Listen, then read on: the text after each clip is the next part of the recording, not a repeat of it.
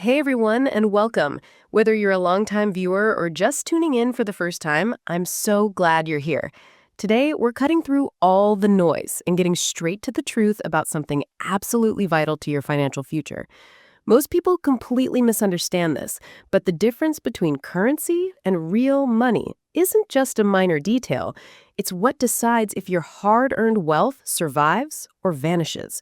This isn't just theory. It's happening right now, and it impacts every single one of us. Let's start with what you already know. Every day, you use currency. It's the cash in your wallet, the numbers you see in your bank account, or the tap of your card at the store. Currency makes trade possible. It's a tool, a way to exchange goods and services. It helps us buy groceries, pay bills, and get gas for our cars. It's undeniably useful for daily transactions. But here's the crucial part, and it's something you need to really grasp. Currency doesn't store value. It constantly leaks purchasing power over time. What does that mean for you? Think about your daily life. Remember when a gallon of milk cost just 50 cents? Today, that same gallon can set you back about $4. That's not just a minor price hike. That's your purchasing power slipping away right before your eyes. Your dollars might look the same on paper, but they are buying less and less with each passing year. It feels like you're running on a treadmill, working harder just to stay in the same place. This happens because more currency is constantly being created, pouring into the economy and diluting the value of every dollar you hold. Every new dollar created essentially takes a tiny piece of value from the dollars you already have. Real money, on the other hand, is something entirely different. Real money holds value. It carries trust across centuries, across empires, and across countless civilizations. When we talk about real money, we're talking about things like gold and silver. They're money not because some government declared it or because a politician signed a bill. No, they're money because their value is intrinsic. Intrinsic value means the actual, underlying, true worth of an asset, as opposed to just its market price or what people perceive it to be. Gold and silver have this deep inherent value that isn't just written on a piece of paper or created by a computer. It's there in their very nature, in their scarcity, and their enduring properties. That's a huge difference when you're looking to protect your wealth. Now, let's get specific about what most of us use every day. It's called fiat currency. The word fiat comes from Latin, meaning let it be done or by decree. In legal and economic terms, it describes something that exists not because it has real intrinsic value, but because an authority, like a government, commands it to have value. So, fiat currency, like the dollar, the euro, or the yen, holds value solely because a government declares it does. It's not backed by anything tangible, nothing real, like gold or silver. Its worth is derived from that decree, from a declaration, not from anything truly valuable in itself. It's an agreement, a promise, really, that the government will accept it for taxes and debts. But what happens if that trust starts to waver? What happens when the promises become too big to keep? History gives us a very clear answer. This might sound like ancient history or maybe something that only happens in distant countries, but the turning point for the US dollar happened just a few decades ago right here at home. Mark your calendars for August 15th, 1971. That's when President Nixon closed what was known as the gold window. Up until that moment, foreign governments could still redeem US dollars for gold. Imagine that. Countries around the world trusted the dollar because they knew they could trade it in for real physical gold if they wanted to. But after Nixon's announcement, that door was slammed shut, not just for other countries, but effectively for everyone. Americans had actually lost the right to redeem dollars for gold much earlier, back in 1933 under President Franklin Roosevelt. An executive order made it illegal for most citizens to own gold, forcing them to turn it in at about $20 an ounce. There were a few small exceptions, sure, for jewelry, for industrial uses, and importantly for rare collectible coins like those made before 1933. Soon after, the government revalued gold to $35 an ounce, instantly devaluing the dollar by almost 70% overnight. Think about that. Your money lost almost 3/4 of its value in a single night if you were holding dollars. So by 1933, ordinary Americans were cut off from gold, and by 1971, the rest of the world was too. From that moment on, the dollar became a pure fiat currency, backed by nothing real, only by government decree and the hope that people would keep trusting it. History shows us this lesson over and over again. Every single fiat currency eventually fails. They print more of it, they debase it, they erode its value, and eventually people lose trust completely. The Roman Empire, the Weimar Republic, Zimbabwe, the stories are always devastatingly similar. Now, let's compare that stark reality to sound money.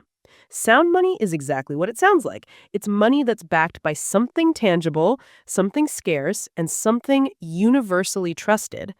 Gold and silver check every single box. They are incredibly durable. They don't corrode or rust away like many other materials.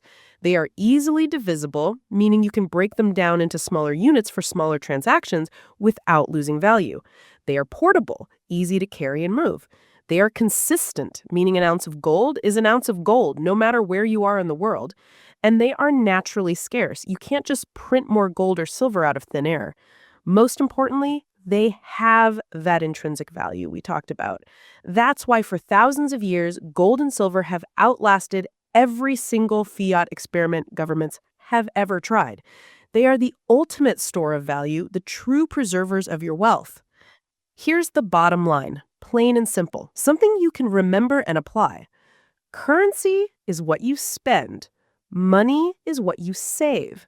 Fiat currency is valued by decree, a promise from a government. Sound money is valued by reality, a tangible asset with enduring worth. And in today's world, where currencies collapse and fiat systems fail, sound money survives. It's the ultimate financial lifeboat in a stormy economic sea. This isn't just some abstract economic theory that affects only the financial elite. This impacts everyday Americans in a very real way. Right now, more than half of all Americans are living paycheck to paycheck with less than $1,000 saved. That's not just an economic statistic, that's real people struggling to get by, working hard just to make ends meet. And every single time more currency is printed, those paychecks you work so hard for buy less and less. That, my friends, is inflation. And inflation is theft. It's the quiet confiscation of your hard work, your savings, and your economic energy. Let me explain what I mean by economic energy. It's the time, effort, and skill you pour into earning a living. Every hour you work, every project you finish, every shift you complete, that's your economic energy. When you trade that energy for dollars, those dollars are supposed to store the value of your work. They should be a safe container for your future. But when inflation erodes the dollar, the energy you gave up yesterday buys you less tomorrow. It's a cruel trick played on your purchasing power. Gold and silver are different. They can't be printed. They preserve purchasing power. They hold on to your economic energy, ensuring your hard work truly lasts. And it's not just us talking about this. There's a powerful movement gaining momentum across the country, grassroots and growing. Right now, 11 U.S. states, representing about 1/5 of the entire country, have passed laws recognizing gold and silver as legal tender. What does legal tender really mean? It's what the government officially recognizes as valid payment for debts and taxes. For example, if you owe someone $20, a business or a court has to accept a $20 bill because it's legal tender. It's officially money. But here's the catch, and it's a big one. At the federal level, the U.S. still only recognizes paper dollars and coins from the mint as legal tender. That means if you walked into a store today with a gold coin, by federal law, it's not automatically treated as money. It's still seen as a commodity like oil or wheat or copper, not officially money. That's why these new state laws are so crucial.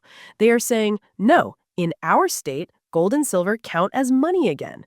It's a powerful way of pushing back against a system built entirely on fiat. This movement is real and it's growing because sound money isn't just about charts or policy, it's about people, about individual freedom and financial stability.